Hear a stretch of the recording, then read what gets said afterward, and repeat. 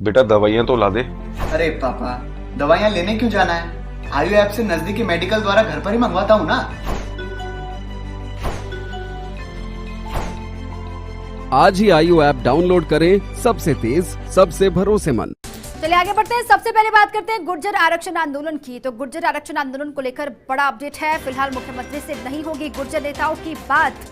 बड़ी जानकारी first India आप तक पहुंचा रहा है। गुर्जर आरक्षण आंदोलन को लेकर ये बड़ा अपडेट है। फिलहाल सीएम से मुख्यमंत्री से नहीं होगी गुर्जर नेताओं की बात और कैबिनेट सब कमेटी से होगी गुर्जर नेताओं की बातचीत, मुलाकात और फिर हल निकालने की कोशिश। आरएसईबी गेस्ट हाउस में अहम बैठक होगी। मंत्री बीडी कल्ला, टीकाराम जूली, सुभाष गर्ग रहेंगे मौजूद।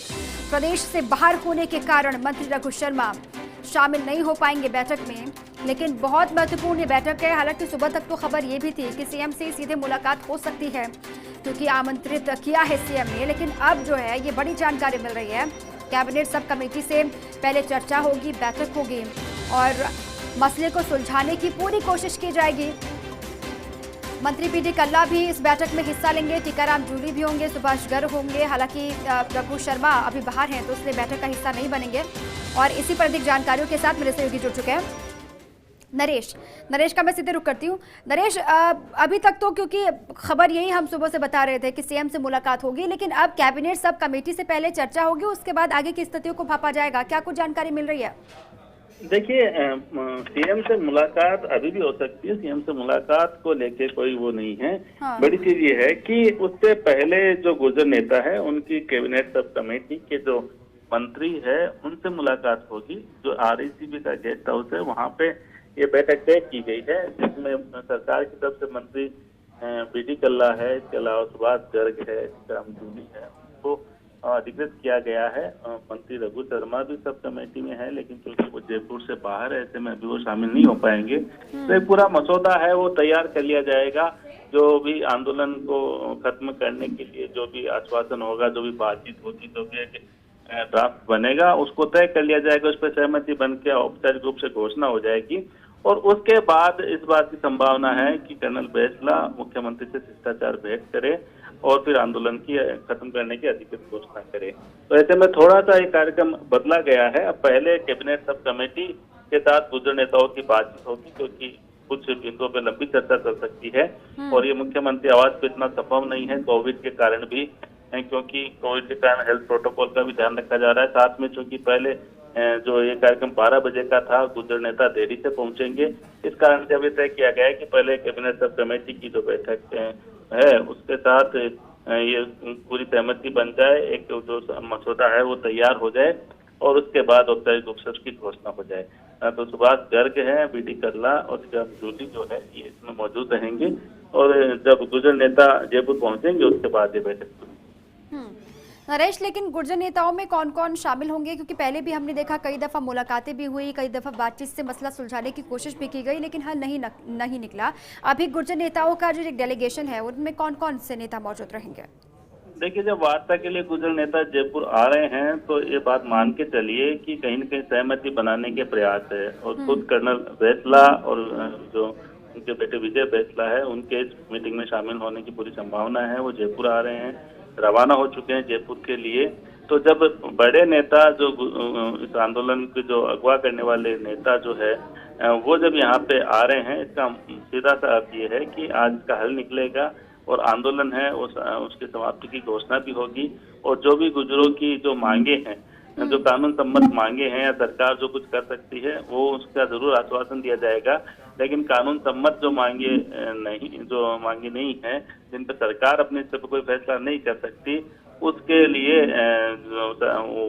सरकार उसके लिए कुछ नहीं कर सकती।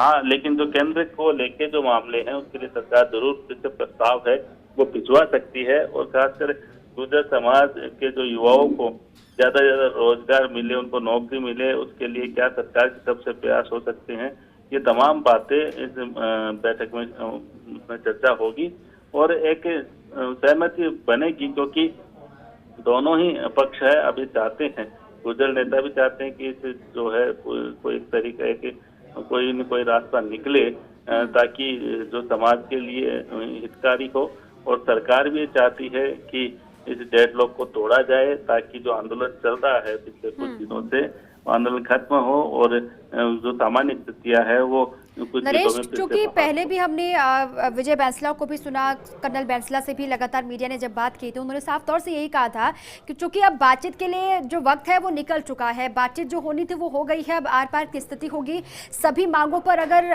सहमति होगी तो ही आंदोलन खत्म होगा, वरना इससे कम में वो राजी नहीं होंगे। तो फिर क्या संभावना बचती है, कैसे हल निकालने की कोशिश होगी?